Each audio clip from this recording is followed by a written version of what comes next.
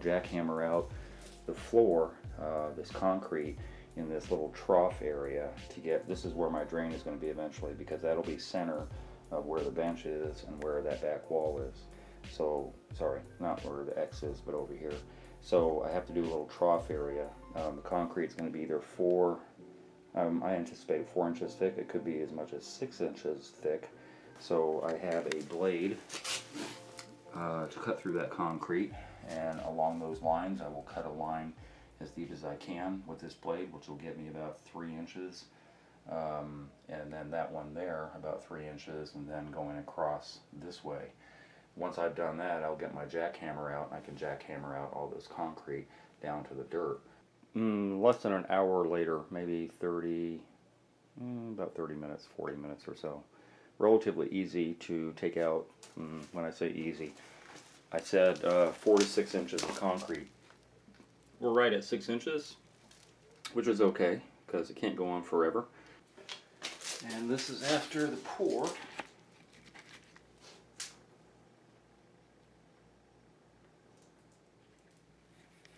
So yeah, looking very, very nice.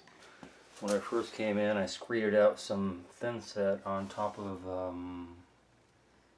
the concrete that I poured yesterday, which looks very, very nice and very dry actually.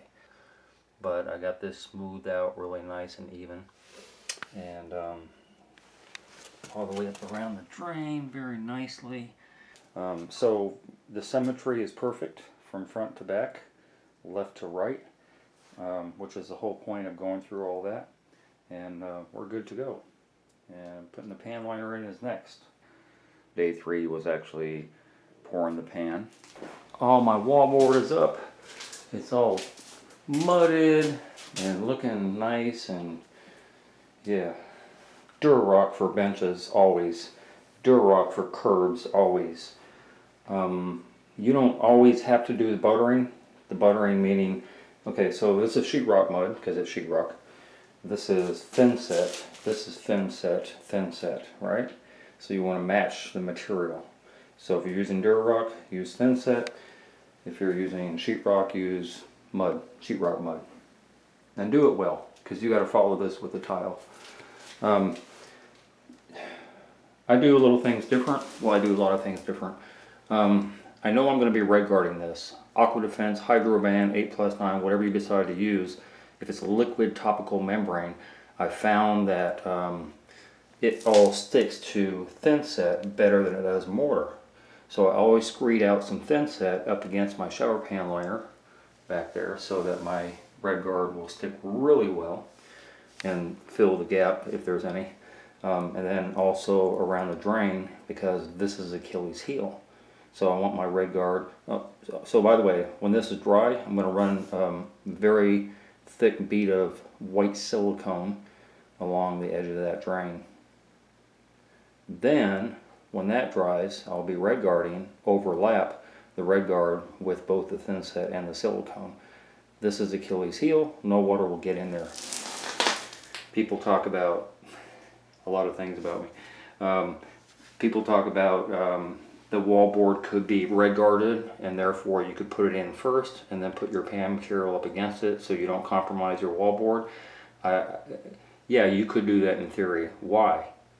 This is much easier. Put a gap up of your wallboard as well as the bottom of your curb, and all your tile will run up against the shower pan liner. You will grout that, and then you will overlap your tile down onto the floor, and that gap will remain there forever and ever and ever, just so water never wakes up. Water can't get from within the shower pan to any of your wallboard, to the curb, to the outside of the curb, can't do any damage, can't ever leak. And it can't come without because, again, everything's waterproofed. There are dam corners, which are basically like a two-fold thing that wraps around here. When you put your pan liner up against the wall, you're cutting off right here as I showed. And yes, be careful of this. This is always the area where I see damage when I tear out showers, left and right. But to put a dam corner in there when you don't ever anticipate water getting into it is kind of redundant, which is why I don't use them. The next process is going to be red guarding everything, left and right. Water can't get from within, and it can't get from without. It will just be blocked forever and ever with the RedGuard. Therefore, those corners are kind of a moot issue, which is why I don't use them. If people ask, or you're wondering, you're probably not asking or wondering, but I'm telling you anyway. Hard to mud in here, so I'm doing a little bit at a time, but that will eventually get mudded. Oh yeah, the lights are in too. That's what took up some time today also, getting those lights in. And the fan. That's actually a fan and a light. So yeah. And now tomorrow will be the next process, which is sanding some of this down, getting a little bit smoother, putting some more mud on there, letting it dry with the fan, and then eventually by the end of the day, RedGuarding. I don't know how other tilers feel about going back on jobs that they've already completed. I always kind of get a kick out of it because I'm back here a full month later on this job that I did. And I don't know, like sometimes you're so deep into it, like your eyes are on it for so long and everything, and when you finished you're like, oh okay, that's cool. But when you go back on it after some perspective, it's just so cool to go back and see your lighting and see your shelves that you built and the closet that you built from nothing and the shower that you built and how awesome it looks. Not to pat myself on the back, but it really does look awesome. I like what I did. Everything in here. From what it was, which was a blank slate. You know, like just, of course the vision of my customer was in play for sure, but to be able to come back on this. So the reason I'm here, I'm not here because of the shower. I'm here because this was a pipe. This is a concrete slab, and so there's a sewage pipe that goes out there, and it kind of goes in that direction. So she wanted a box built, and unbeknownst, well, I say unbeknownst to me, I remember she did ask for a triangle, but I forgot during the process of doing this shower that she wanted a triangle, so I just built a box. And then she was really focused on this triangle. Not sure why. So I agreed to come back and build her a triangular box to go in here. So just dismantle this and do some more carpentry. But yeah, in the meantime, just loving this job. Because from what it was, which is absolutely nothing to what it is, and yeah, really, really nice.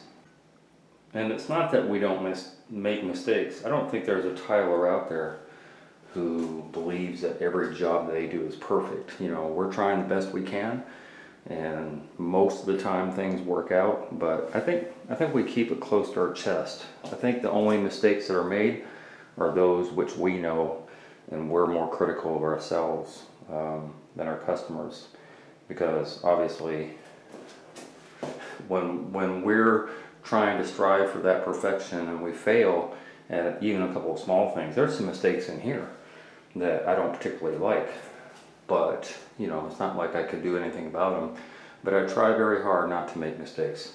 And this shelf over here was not a mistake, it was just a little miscommunication. And so that's all it was. But the final result is exactly what they wanted. And yeah, I like my work. But yeah, the shelf needs to be a triangle. Oh, it is a triangle now. Well, I guess I'm done then. I'm out. Hope you enjoy.